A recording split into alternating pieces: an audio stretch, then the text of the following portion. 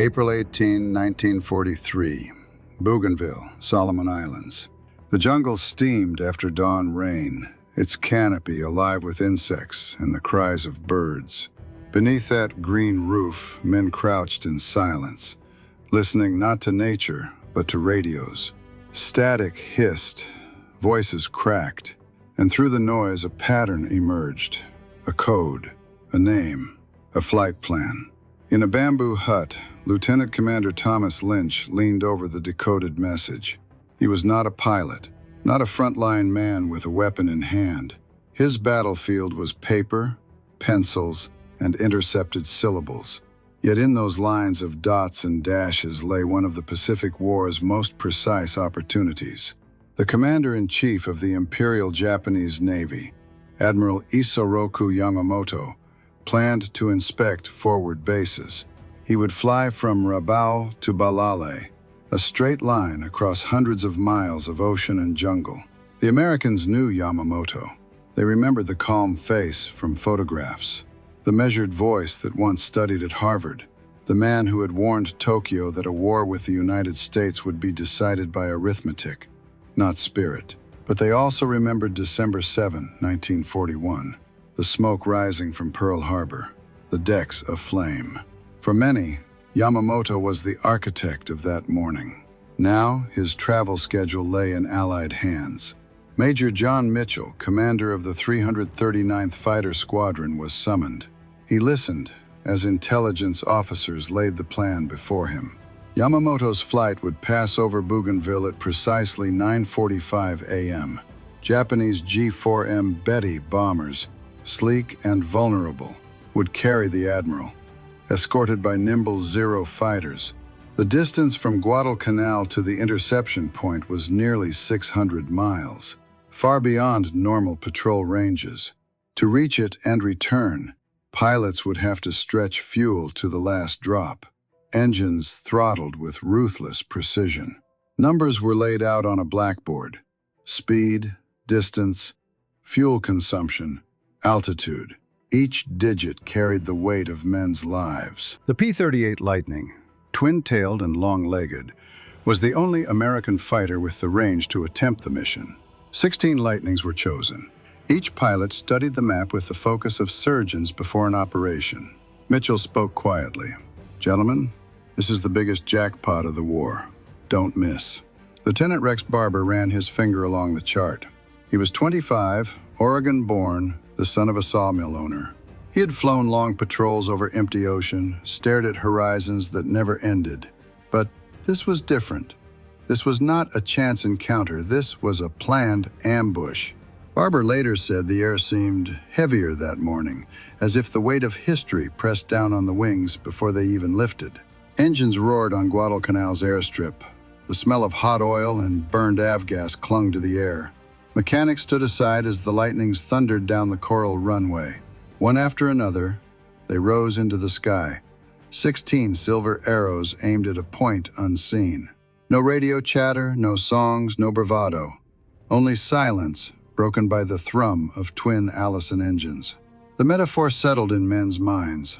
The sky is a vast chessboard, each move calculated, each piece expendable. And Yamamoto, high in his bomber, was the king exposed. Hour after hour, the P-38s flew low, hugging wave tops to avoid detection. Spray lashed canopies, salt stung eyes, and muscles cramped in the vibrating cockpits. Compass needles trembled. Watches ticked toward 9:45. Pilots counted every minute, every mile, knowing one mistake would mean fuel exhaustion over open sea. There would be no rescue. The ocean would claim them. And yet the ambush demanded silence. Radios stayed quiet. Thoughts stayed locked. What did men think in that stillness? Some pictured Pearl Harbor's burning decks. Others thought of families back home, faces they might never see again. All waited for a single sight, black specks against the blue. Enemy wings slicing the sky. At 9:34, Lieutenant Doug Canning's voice finally cracked the radio silence. Bogies, 11 o'clock, high. Eyes strained upward. Against the clouds appeared the formation. 2 Betty bombers, 60 escorts. The timetable matched the intercept code with terrifying precision.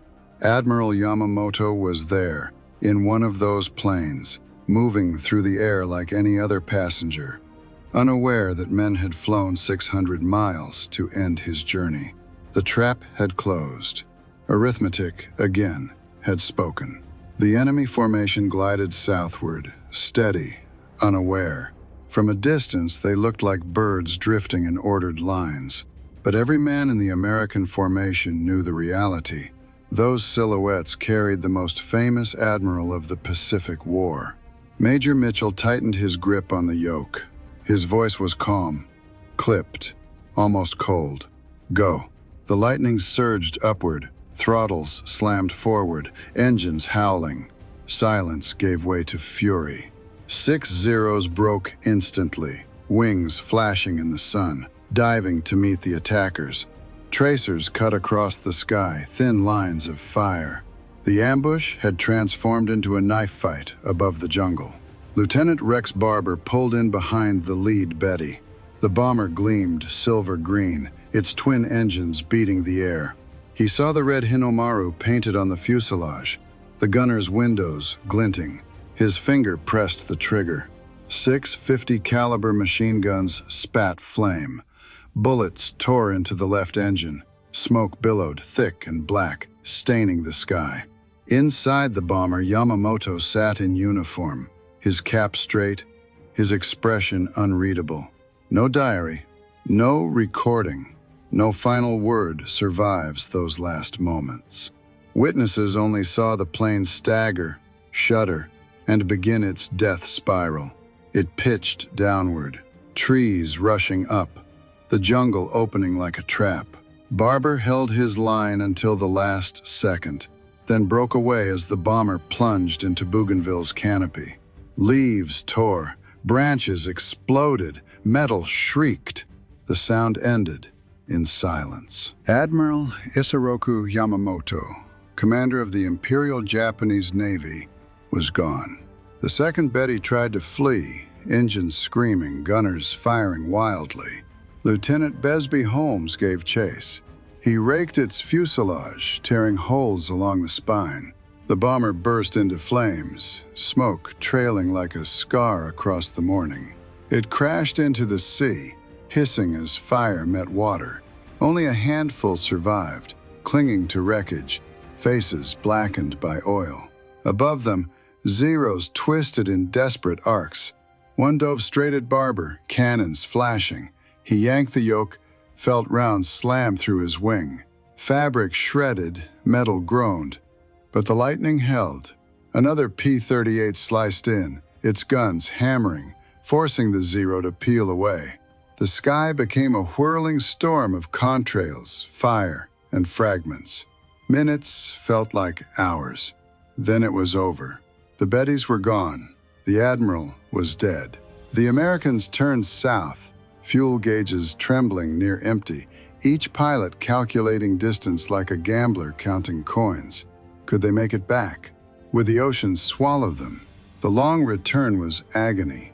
Radios crackled with fuel warnings, engines sputtered on fumes. The Pacific stretched endless below, an indifferent grave waiting to open. One by one, lightnings limped toward Guadalcanal. Barber's wheels kissed coral runway with barely a drop of fuel left in his tanks. Mechanics ran forward, counting bullet holes, staring at shredded wings. The pilots climbed out, faces pale, eyes hollow. They had succeeded, but the weight of what they had done pressed down. News of the mission traveled in whispers, then in headlines. Washington confirmed only that Yamamoto had been lost in action. In Tokyo, the announcement stunned the nation. A voice that had guided strategy since Pearl Harbor was silenced in the jungle. The architect of victory had become a casualty of arithmetic. Back in Bougainville, villagers found the wreckage. They saw twisted metal, scorched trees, fragments of uniforms. One remembered seeing a body beneath the canopy. Still seated, sword by his side, face calm even in death. Soldiers built a makeshift grave beneath the poems.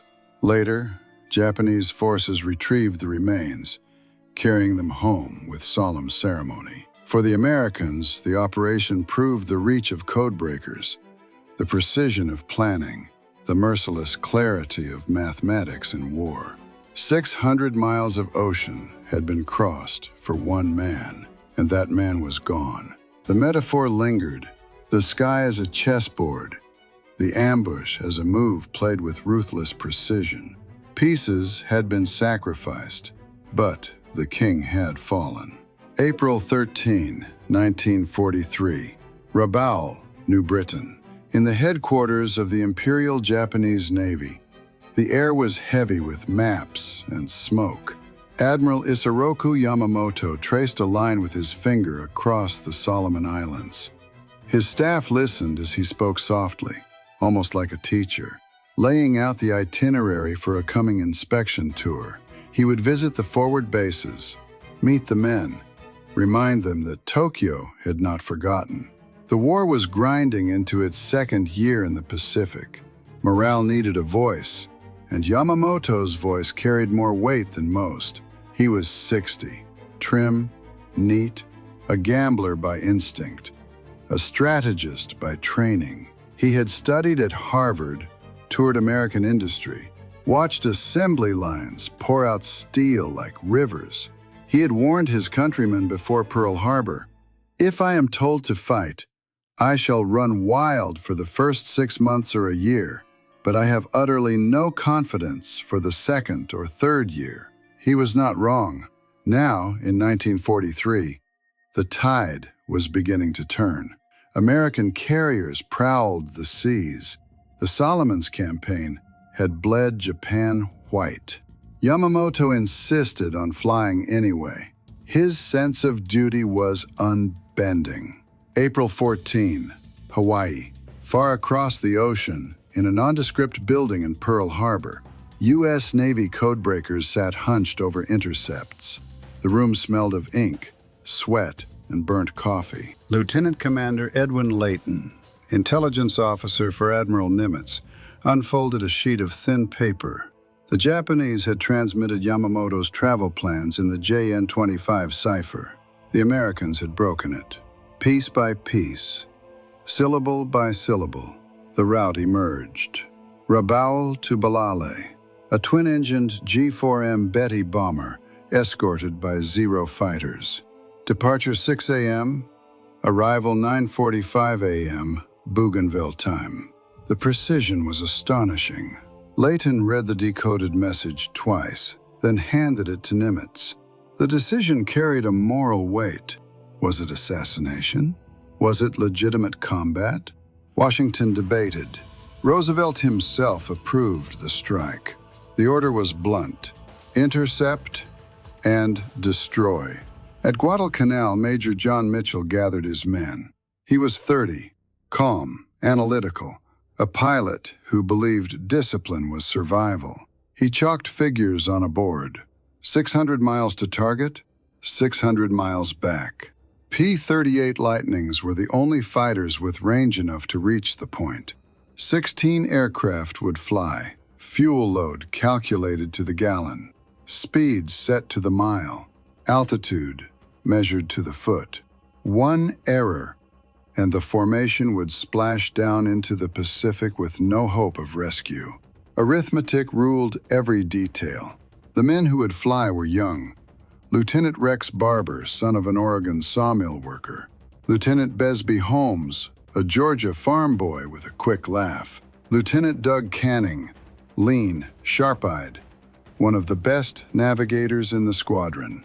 Lieutenant Raymond Hine, quiet, reserved, but steady. Each man was barely past 25. They had grown up in towns where church bells and train whistles marked time. Now, time was measured in engine revolutions and gallons of fuel. The metaphor spread through their minds. The sky as a chessboard. Yamamoto the king. They, the knights, sent across impossible distance to strike a single square. April 8. Mechanics tightened bolts, checked hoses, ran gloved hands across metal. Each P-38 crouched like a predator, twin tails gleaming silver. Barber strapped in, the seat rough beneath his flight suit. He tasted salt from sweat already running down his lips. Mitchell walked down the line, giving nods, no speeches. The men knew what was at stake. Engines fired. Twin Allisons bellowed, shaking the ground. The coral runway quivered under wheels. One by one, the lightnings thundered forward and leapt into the air. 16 silver arrows rising into the gray sky, turning north. The plan demanded silence. Radios stayed cold. The P-38s dropped to 50 feet above the waves, flying so low that spray dashed against canopies. Pilots clenched teeth against the buffeting wind. Navigation was brutal. Canning leaned over his instruments, compass needle trembling, eyes locked on the chart. They had to arrive at the exact minute. One slip, and Yamamoto would pass unscathed. Hour after hour, the sea stretched endless.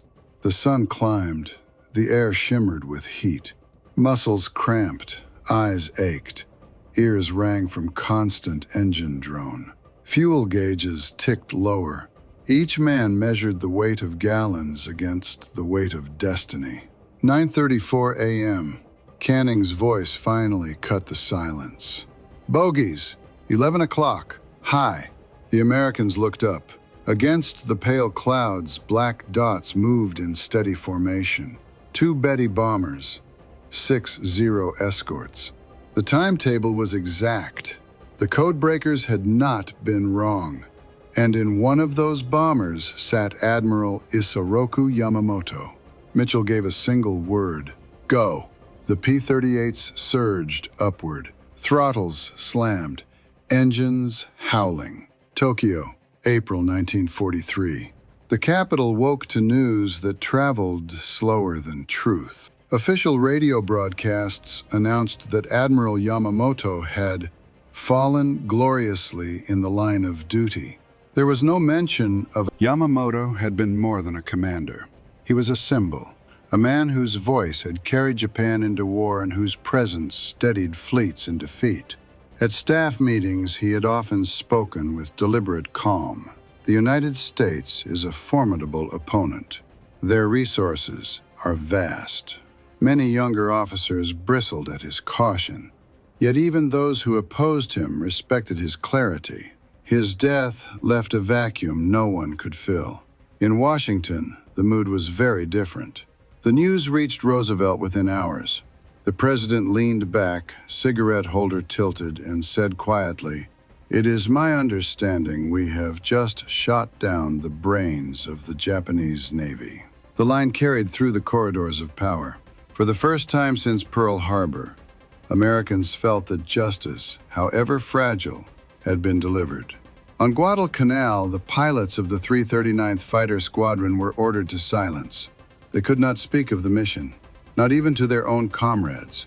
Official communiques listed only enemy bombers destroyed. Yet among themselves, in the dim light of mess tents, they spoke in low voices. Rex Barber recalled the black plume of smoke rising from the jungle. Besby Holmes remembered the sudden burst of fire over the sea. Each man carried an image stamped forever on memory. One never returned. Lieutenant Raymond Hines' P-38 disappeared on the long flight back. No trace, no wreckage, no body. Some said he ran out of fuel and ditched into the ocean. Others believed he was lost in the melee, struck by enemy fire. His name became a silence in the squadron's roll call. Arithmetic had claimed one more life. The Japanese response was ritual. At Rabaul, soldiers hacked a clearing in the jungle where Yamamoto's bomber had crashed. They recovered his body, still strapped in the seat, white gloves on his hands, sword at his side. A temporary shrine was built beneath the palms, incense rising through the humid air. Later, his remains were flown to Tokyo in an urn. Crowds lined the streets as the cortege passed, many weeping openly. Posters proclaimed him a martyr, the god of war. But behind the slogans, officers knew the truth. Japan had lost its most capable strategist. The Allies never admitted the code-breaking. Publicly, it was framed as chance encounter, a lucky patrol. In secret, the success became a guarded treasure, proof that intelligence could reshape the battlefield as surely as fleets and armies. The metaphor returned. War was a chessboard, but now the board itself had tilted. A king had been removed, pieces scattered in confusion, and every move that followed would feel the absence of the man who had once warned, with chilling accuracy, how quickly fortune would turn. May 1943. Truk Lagoon. Japanese warships rode at anchor, their decks strangely quiet. Officers moved with clipped formality, but in wardrooms, conversations dropped into uneasy silences. Yamamoto was gone. His successor, Admiral Miniichi Koga, assumed command, but the change was felt in every corridor. Yamamoto had been the voice that warned, argued, and cajoled. Koga was different, cautious, bureaucratic, less trusted by the men who had once looked to their leader as a gambler willing to stake everything on one throw of the dice. In the Solomons, the immediate effects were visible. Planning slowed. Operations hesitated. Yamamoto had often insisted on bold strikes, on keeping the Americans off balance.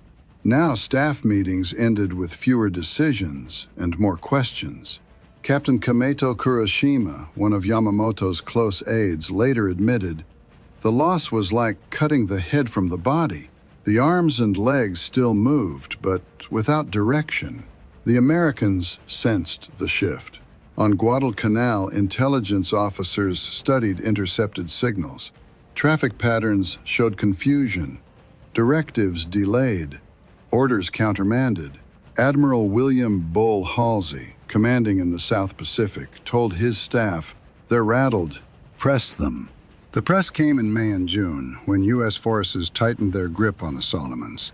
Supply convoys that once slipped through at night found themselves hunted by PT boats and bombers. Without Yamamoto's drive, the Japanese naval air arm faltered. Pilots, who had once trained under his rigorous standards, now flew with less guidance, less cohesion. Losses mounted. For the men who had flown the ambush, the mission remained cloaked in secrecy.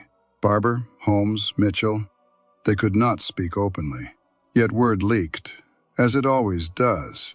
Whispers spread across the Pacific. "Yamamoto is dead. Our boys got him."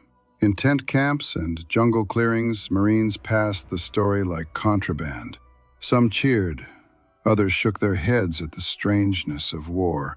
That men would fly 600 miles to kill a single passenger in a plane. In Tokyo, propaganda posters painted Yamamoto as eternal. His portrait appeared in shop windows, his name invoked at rallies.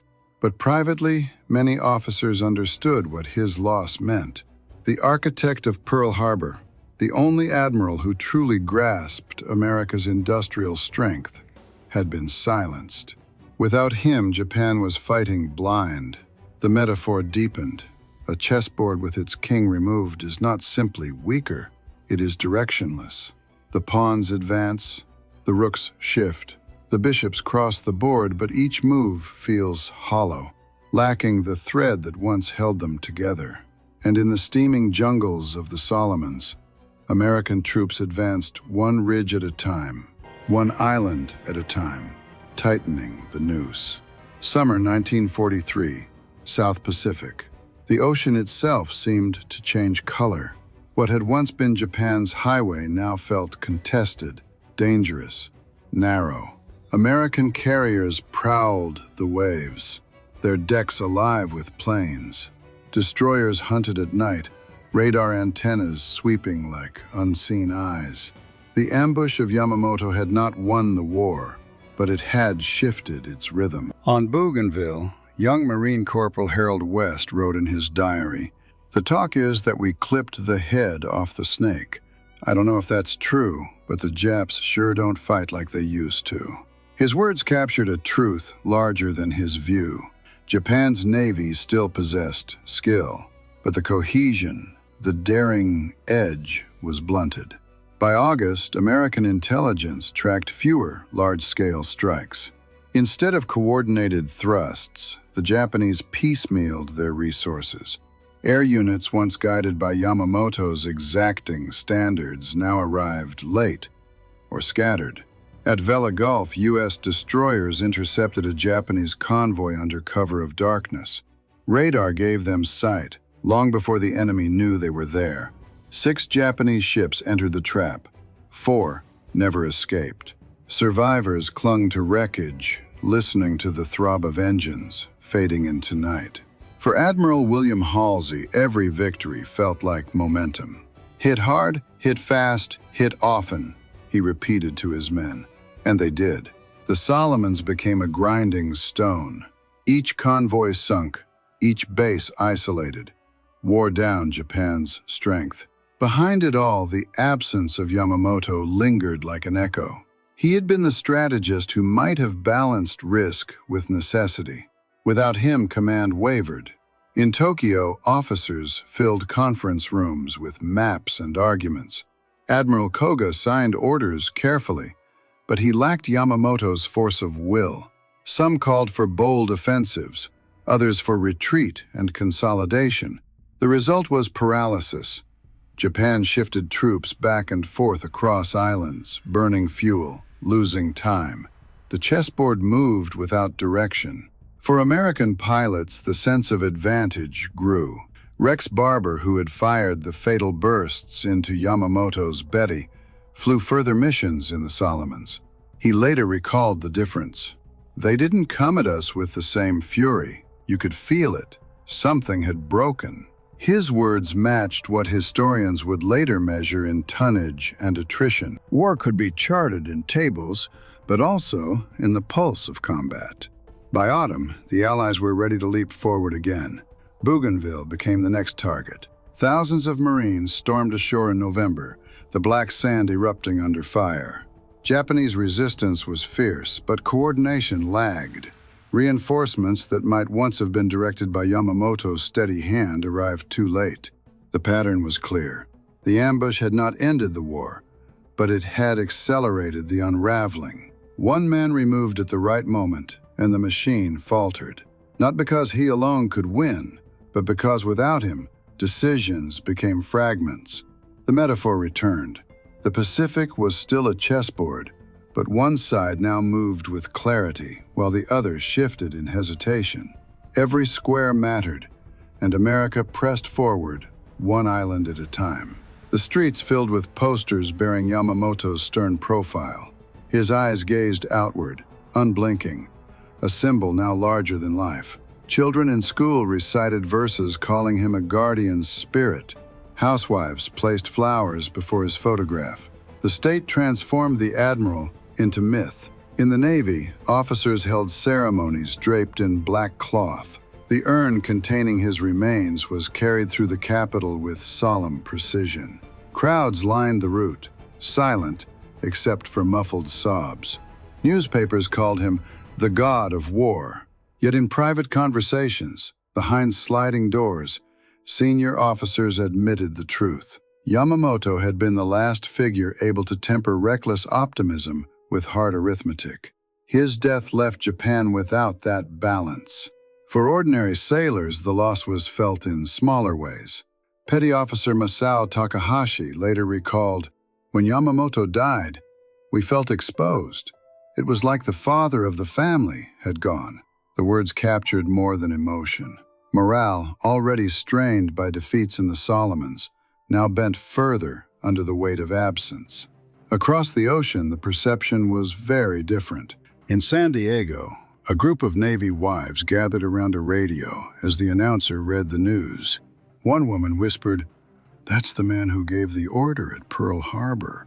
There was no mourning in that room, only a quiet sense of reckoning. In Midwestern towns, headlines ran bold. Yamamoto dead. Veterans of Pearl Harbor clipped the articles, folded them into wallets, and carried them as tokens. Among the men who had flown the ambush, the memory never faded. Rex Barber, sworn to silence during the war, carried the image of the spiraling bomber in his mind for decades. He once admitted, "It was war. He was the enemy. But I knew he was also a soldier, doing his duty. I never forgot that." The remark carried the quiet complexity of men who fought not abstractions, but other men. American propaganda celebrated the strike cautiously. Too much disclosure risked exposing the secret of codebreaking. Instead, the story was framed as fate. Patrols had encountered the Admiral's plane. Courage had prevailed. Chance, not cryptography, was the explanation offered. Only much later would the truth emerge, that radio intercepts had guided fighters across 600 miles of ocean with surgical precision. For Japanese civilians, the narrative was reversed. They were told that Yamamoto had died in heroic combat, leading his men from the air. Few questioned it. In war, myth is often more powerful than fact. The image of the Admiral, calm and resolute, steadied the home front, even as the Navy faltered at sea. The metaphor endured. To the Japanese, Yamamoto became a ghost king, still moving pieces long after death. To the Americans, he was a captured king removed from the board. Proof that war could sometimes hinge on one calculated stroke. But for the men who flew and the men who followed him, there was no poetry. Only silence and the arithmetic of loss. Hawaii, 1943. Inside a windowless building at Pearl Harbor, men bent over radios day and night. They were not pilots or sailors, but mathematicians, linguists, engineers. Each intercept was a fragment, a call sign, a grid coordinate, a phrase of code. When combined, they became maps sharper than any reconnaissance photo. Yamamoto's death was proof. Words on paper had directed fighters across 600 miles of ocean to one square of sky. American commanders took note. Intelligence was no longer a supplement to strategy. It was the core. Admiral Chester Nimitz said privately, "Give me their plans before they act, and I will choose the place of battle." His staff listened closely. After April 1943, resources flowed toward codebreaking, cryptanalysis, radio direction finding. War had become numbers before it became fire. For the Japanese, the lesson was slower, more painful. Officers in Tokyo argued whether Yamamoto's itinerary should have been sent by radio at all. Some insisted it had been careless, a breach of secrecy. Others believed interception was impossible, that the Americans could not have reached so far by chance. Few dared to admit the truth. Japan's codes were no longer secure. But whispers spread among staff officers. "We are naked, and we did not know it." In the jungles of Bougainville, soldiers dug foxholes and strung camouflage netting above guns. They heard rumors that their admiral had died because the enemy listened to whispers in the air. They began to fear the unseen. A gun might miss, a soldier might fail, but a message once spoken could never be taken back. American pilots also absorbed the lesson. Rex Barber, long after the war, reflected, "We were just the sword. The men with the radios were the brains." He meant it not as humility, but as recognition. The interception was not luck. It was precision. The metaphor of the chessboard deepened. The pieces still moved, carriers, destroyers, squadrons, but the game was decided less by strength and more by foresight. To know the opponent's move before he made it was to own the board itself. And as 1943 bled into 1944, the Americans began to own it. Spring 1944, Central Pacific. The ocean no longer belonged to Japan. American fleets moved with confidence, not hesitation. Their carriers stretched across the horizon, flight decks crowded with Hellcats and Avengers. Every launch was backed by mathematics, intelligence reports, decoded signals, aerial reconnaissance. The gamble that had killed Yamamoto had hardened into doctrine. War was now information first, Fire second. In Tokyo, the new commander, Admiral Koga, tried to steady his navy, but his orders carried less force. Staff officers argued over how to preserve the shrinking fleet. Some demanded decisive battle, a strike to match Pearl Harbor. Others counseled delay, retreat, preservation. The debates echoed without resolution. Yamamoto had once cut through arguments with certainty. Now there was only noise. At sea, the difference showed. In June, the Japanese assembled nearly 9 carriers and hundreds of planes to defend the Marianas. The battle they hoped would break American momentum became a slaughter. Radar screens aboard U.S. carriers lit with approaching blips long before pilots saw anything. Fighter directors calmly vectored Hellcats into position. When the Japanese planes arrived, they met a wall of gunfire and interceptors. 400 aircraft were destroyed in 2 days. Survivors limped back, speaking of skies filled with tracers like rain. American sailors gave it a name, the Great Marianas Turkey Shoot. But behind the grim joke lay the cold truth. Japan's air arm, once trained under Yamamoto's exacting eye, was gone. Pilots who replaced them had hours of training, not years. Squadrons collapsed before they could strike. On Saipan, Marine Sergeant Bill Reed crouched in a foxhole, listening to the roar overhead.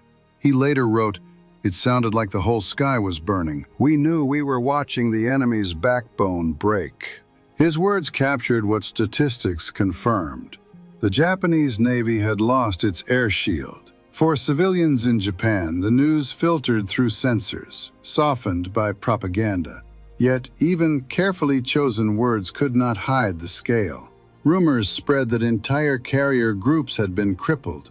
Mothers in small villages whispered of sons who would never return. The myth of Yamamoto as eternal guardian began to fray. The chessboard metaphor returned again. The Americans now moved freely, advancing pawns across wide spaces. The Japanese, cornered, saw fewer and fewer moves left. Without Yamamoto's hand to guide risk and strategy, battles turned into routes, and in the wake of Saipan and Guam, a darker shadow fell. The war had shifted from balance to inevitability. Tokyo, late 1944. The air raid sirens wailed more often now. Factories shook under distant thunder. Children carried buckets of sand to rooftops. Women dug through rubble for salvageable metal. The war had come home, and in every poster, every rally, the face of Admiral Yamamoto still gazed outward, calm, stern, eternal. The government spoke of him as a guiding spirit, a warrior watching from beyond. His portrait hung in schools beside the emperor's. Teachers told students, "Yamamoto looks upon you. Be strong." At first it gave comfort, but as defeats mounted, the words grew brittle. How could a ghost protect them from bombs that fell each night? Sailors remembered him differently.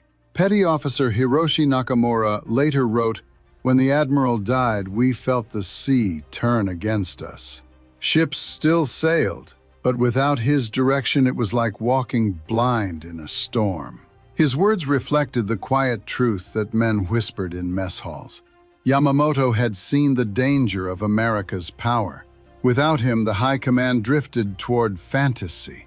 In rural villages, the myth felt more fragile still. Mothers gathered around radios that played martial songs between casualty lists.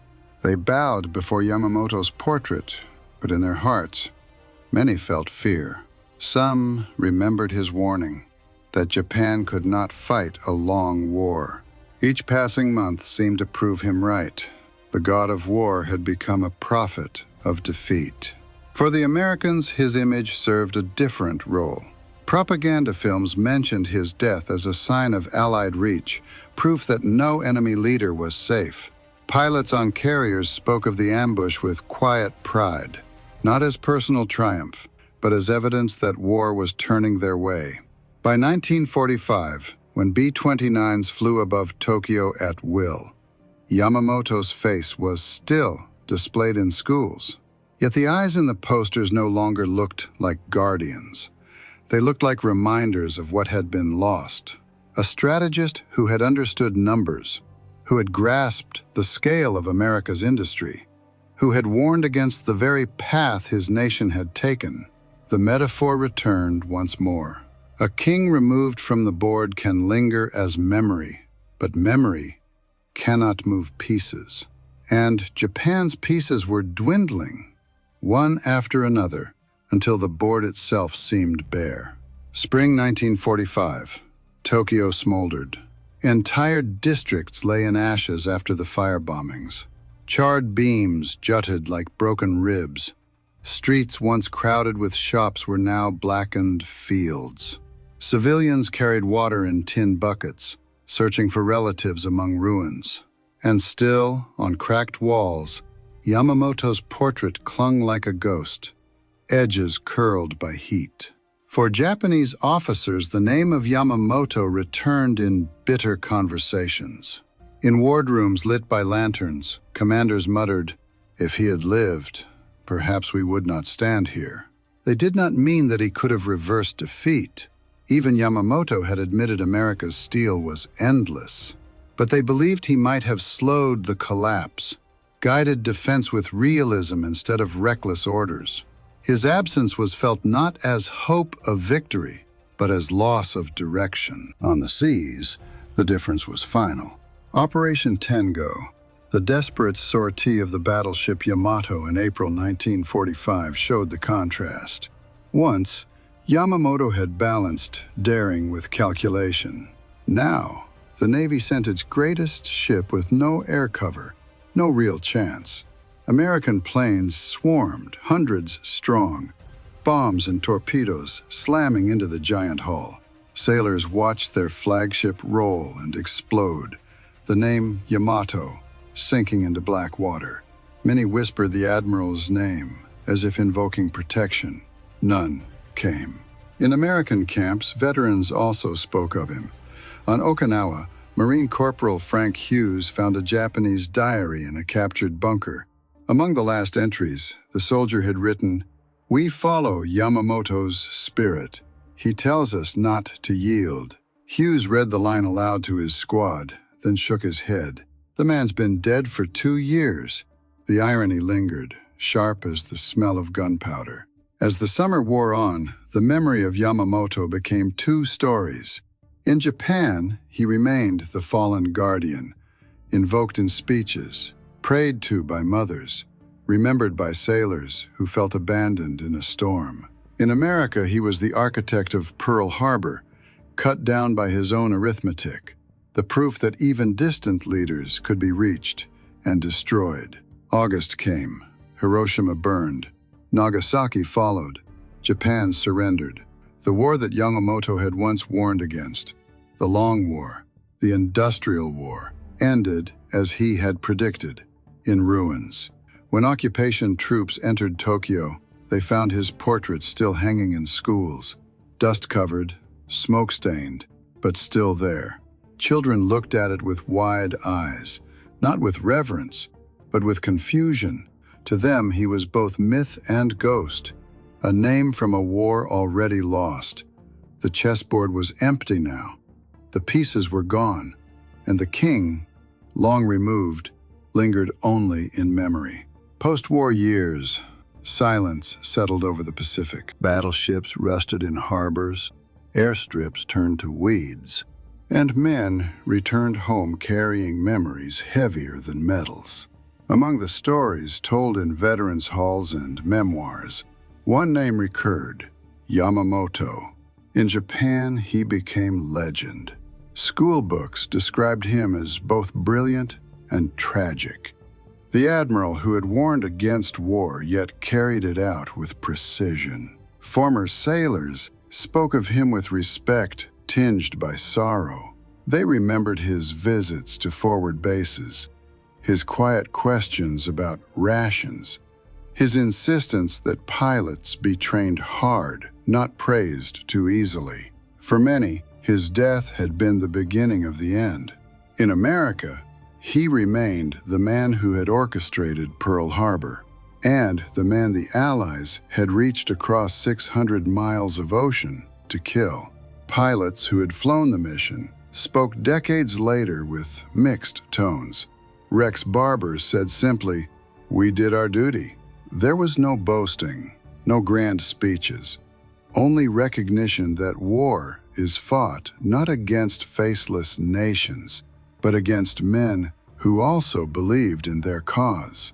Historians argued over the meaning. Was Yamamoto's loss decisive or symbolic? Did it cripple Japan's navy, or merely hasten a decline already inevitable? The answers varied, but the fact remained.